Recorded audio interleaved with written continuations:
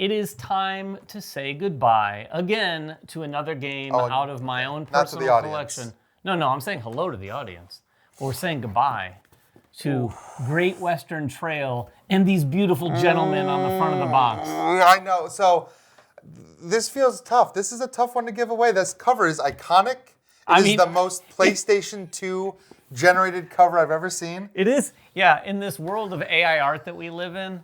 Sorry, oh my gosh. I apologize to the artist, but these characters do look like they're from a PS2 it was, you know what? It was done game. in a style. It was done in a style. Yeah. I'll say that. That's all I'll say. It just it's not bad art. It's just that their eyes, their dead eyes, are looking at you through this box. But yes, I am getting rid of Great Western Trail. As you know, or you may not know, I'm culling a lot of the games. I have mountains and mountains of games that we'll be getting rid of. I've seen them. And this one, just to let you know where it's going, my wife Alicia asked a friend at work who's into board games, familiar with our channel. I don't know if you're watching right now, but we're talking about you. They're buying like 5 of my games. This is one of them. Made them a great deal. Enjoy them. Enjoy them very much. But why was I willing to get rid of such a classic game? Well, there's one main reason. I was going to ask you that. And this was why. That's the second edition. So the second edition, this isn't exactly new. Like there are now, all 3 of these in the trilogy are out? All 3 of them are out, So this came out, 2 No, 3 years ago? 4 years ago, maybe, because the pandemic messes everything up in my head. Yeah, I don't know. Their original plan was to release one every year, and I don't know if they did or not, because the pandemic, I don't know, whatever. But this one came out, and I've had this one sitting, so both games are taking this much space up out with the old, in my house. Is what you're saying. It is out with the old, in with the new. That is the main reason, but it brought up another topic that Ryan and I were talking about, and that's just the concept for when something gets replaced and why sometimes games get replaced. This is the most obvious example. This is a new edition of the same game. That's pretty cut and dry. They had some differences here. It's a prettier looking product, I think, in many respects.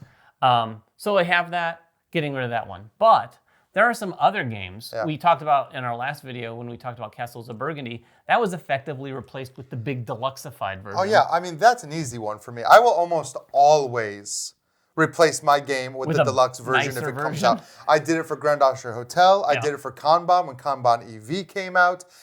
We did it for Castles of Burgundy when the big house. Like anything that gets a deluxe edition, I myself am prey to that.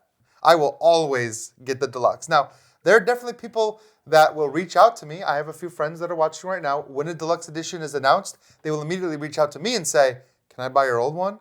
Because for people that don't care about deluxe editions, it's a really good chance to get some of these rare games. Now, a lot of the reasons are a lot of times when a deluxe version is coming out, it's because maybe the game has been out of print for so long, and instead of just doing a reprint, they've decided to go all in and come up with. Now, this was not the case for Castles of Burgundy. No. There have been 10 versions of Castles. In fact, there was just a recent version of Castles of Burgundy. Another reason, though, that games can get replaced by the same or similar games, one of which, Dune Imperium Uprising. That's true. This is one that came out somewhat recently, and I remember when it first came out. I mean, I've played Dune, not like Ryan has played Dune. He's a big fan of Dune Imperium. I certainly respect and love what Dune Imperium does. I really like Uprising. It's better. It's just a better version of the same game. And that's what when I ask a lot of people like Ryan and other people that are pretty hardcore into it that we met at an event where they were playing very seriously, they all mostly said, I think Uprising is my new version of Dune. Like if I'm playing Dune Imperium, I'm playing Dune Imperium Uprising. So that's kind of a unique example because it's kind of like a 1.5 version of the game. Yeah, I mean, we've seen, it is a very unique example. We've definitely seen second editions come along for games, not deluxeified, but just here's a new edition that plays mostly the same, but you get maybe some upgraded stuff or some streamlined mechanics or they fix some issues with the original game. Yeah, that to me is I don't know, sometimes I'll just keep my basic one. But with Dune Uprising, it just made it play so much better and I have so much more fun with it that I'm not just going to throw away Dune Imperium, but I have replaced all the stuff in my deluxe box with the Uprising components instead, so I just need to bring one box with me when I play it. So yeah, I've gotten to the point with the mountains of games around here that It's in and out. Like, I don't need 2-ish versions of the same game. The last one I want to talk about, and this is one I'm still in the process of sort of culling, is Horrified. Horrified is an example of a game where it's not been replaced, but it's like a series of games, but effectively... They're basically the same game. They're I mean, a lot of the gameplay, I don't want to get people riled up. They are different. There's different mechanics. They're different bosses or it's or effectively monsters, like whatever. more bosses and a different theme. Yeah, with different puzzles to solve. And some new mechanics added in with some of them. Some slightly new mechanics, but there was Horrified, then there was the urban... The North American Monsters or whatever? North American Monsters. That's not what they called it. And then they had Greek. Well, I can't get the Greek Monsters one out of my head. I forgot about what the second one was. I love the Greek Monsters version. But I was trying to decide, I don't need all 3 of these. I love Horrified. It was actually one of my top games of the year. It came out. But it doesn't get back to the table all that often, like once during Halloween. And I was thinking, well, what one do we want to play during Halloween? Sure. So I got rid of 2. Well, I've got rid of one of them. The original Horrified is left the building. Wow. The other 2 are here, and I'm thinking I'm going to hold on to the middle one, the North American Monsters. The cryptid one? The cryptid one. And get rid of Greek Monsters, which I'm probably going to give to you. Well, I love the Greek Monsters. It's happening right here. So, a call is happening right here. What about, just to posit the question, a series like Azul, where every Azul came out and shared some basic, what would you feel the need to, I own all of the Azuls. So, this is an interesting example. I kept OG Azul. Yeah, okay. I mean, respect, right? Come on. Right. I kept OG Azul. It is a milestone in tabletop gaming. For sure, it really is. I never kept Sintra. Sintra went away pretty quickly because I think it was not the best of the Azuls. Summer Pavilion, when it came out, I loved it so much that I actually liked it better than OG Azul.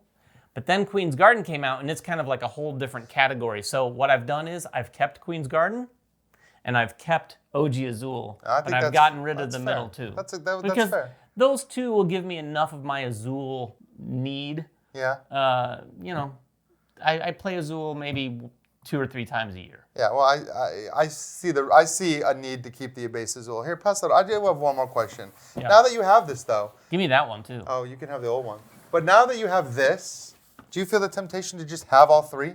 That's a whole nother question, too. That's a whole nother video talking about, like, completionists. I am that completionist. That is me. I once was a completionist, and I'm just going to tell you right now, nah, I don't care. I don't care. Although I've heard the other ones, I haven't played the other ones. I've played all of them. You have. Which one's the best? New Zealand. I like New Zealand. Is that the most recent? That's the most recent one. The second one, Argentina. Argentina.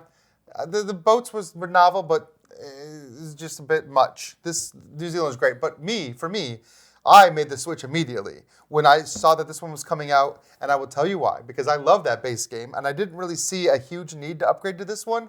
But they said that 2 and 3 were going to look like this. Sure, he's a sucker for what they look like spine out on the shelf. That is 100% true. Spine out on the shelf.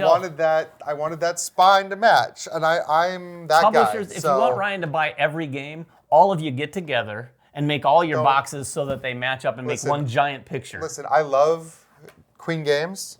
I will never forgive them for making Marrakesh just a little bit different size, so that when you line up all the city games, I almost want to get the essential edition. I almost will just to have that line. So anyway, I am a sucker for that stuff. This video's gone far too long. It's time for us to say goodbye, not only to the game, but to you as well. So everyone, one last look as Great Western Trail rides off into the sunset. A moment of silence for this guy right here. Where's the little whistle blow?